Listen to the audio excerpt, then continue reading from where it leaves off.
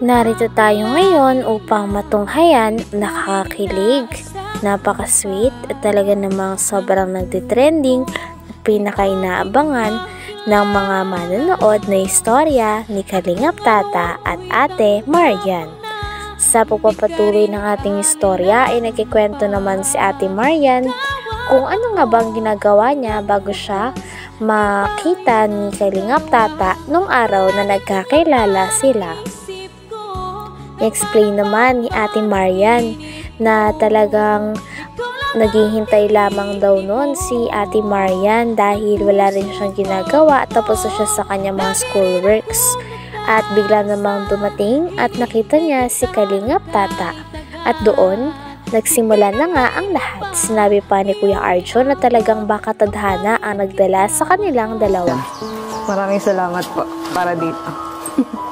So, dahil nag-aaral ka, kailangan may panggastos mo sa pag-aaral mo, pamasahe. Ayan. Thank you talaga. Ano mo lang yung pangarap at patuloy mo? Susuko, ano? Yes po. Parang na-blooming ka ngayon, ano? Dati nung nandito ako, ano ko lang po, galing ko lang po school nung to, tapos nagtambay ako dito hanggang sa nakita niyo po ako dito. Hanggang sa nakita so, kita. Yun. So, biyahe, hanggang. Makati, tadhana ang nagdala sa isa dito. Oh, sana nga, kami yung maging tadhana, ano? Oo, kayo yung tadhana. At sana, kahit dumating din sa point ng kayo. Oo. Yun, yung gusto ko! Yun, ang gusto ko marinig sa'yo! Oo. Kahit magkalay man agawat namin sa aming edad. Oo, basta mga ka, ninong ako sa anak. Ha? Ninong ako sa kasal. Ay, grabe. Hintayin ko na lang sila makatapos sila ng pag-aaral. Ako, wala naman akong problema sa buhay ko.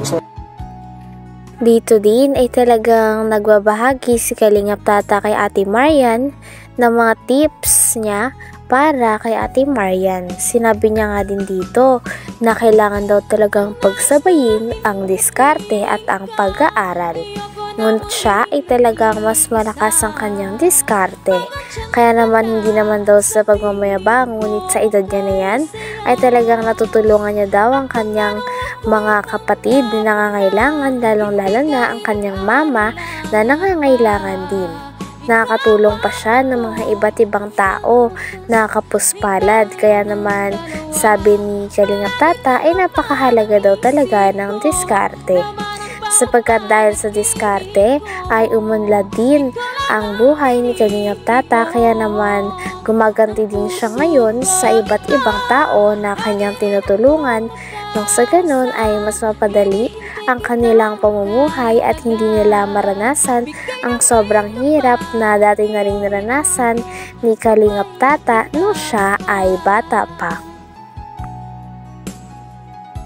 Ako, wala naman akong problema sa buhay ko. Stable na naman yung ano ko. Ang tanong, natapos mo na ba ang pag-aaral mo kayo? Hindi ko natapos pero mayaman na ako ngayon. Ano ba natapos? Ano ang pag-aaral? Sa totoo lang, pag-aaral, maganda yun. Pag-aaral, makatapos ka ng pag-aaral, makikita ka ng trabaho. Pero ang importante kasi, pag-aaral at diskarte. Diskarte na makapagkaroon ka ng pera, sipag lang talaga. Sipag at syaga. Ako, wala man ako natapos, pero di sa pinagmamulat kong sarili ko. Wala ako natapos, pero ano ngayon yung buhay ko? Basta sa girl. Stable. Stable na. Oo. Nasusuportan natin ang pangailangan ng mama natin. At nakakatulong tayo sa mga kapatid natin na nangailangan ng tulong. Wala na akong masasabi sa buhay ko na ngayon ay talagang stable na ang buhay ko. Dahil sa pagbablog. Kaya at the same time nakakatulong ako sa Shinare din ni Kalingap Tata kay Ate Marian ang gusto ng mga tao kay Ate Marian. Sabi naman ni Kalingap Tata ay kaya daw talaga nagustuhan ng mga viewers si Ate Marian. Ito ay dahil napakaganda daw ng kanyang ugali at napakagaling niyang makisama. Bukod sa siya ay maganda na, mabait pa ang kanyang asa na talagang go with the flow lang siya palagi. Sabi naman ni Ate Marian ay okay lang daw talaga sapagkat extrovert naman siyang uri ng tao o gustong-gusto niya din talaga ang nakikipag-socialize at nakakamit ng mga bagong tao at kaibigan. Sana ikaw din pag makatapos mo. Sana ikaw din pag makatapos ka. Sana maging tayo. Woo! Sana all. Hintay ko yung 5 years. Sana all. Ako'y inilig pa muli dahil sa'yo. Ako'y aasa pa muli sa aking puso ay nagmahal sa'yo, para lang sa'yo. Grabe ang back Dahil sa'yo, dahil po sa'yo, umiwig ulit si Kuya Tabs. Kakantahan ko siya. Oo. Okay lang, kakantahan Hindi, ko. ang kanta mo. Umiiyak ako sa bangka. Hindi.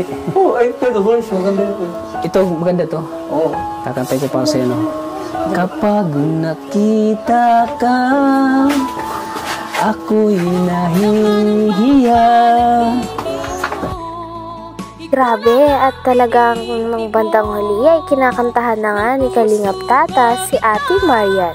Talagang walang kupas talaga, ang ganda ng boses ni Kalingap Tata, kaya naman mas lalo ang natuturn on at mas lalong napapahanga si Ate Marian kay Kalingap Tata.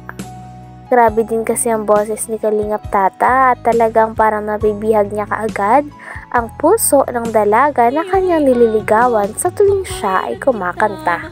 Sabi ng puso ko, ako'y in love sa'yo. Nagsasabing mahal mo rin ako.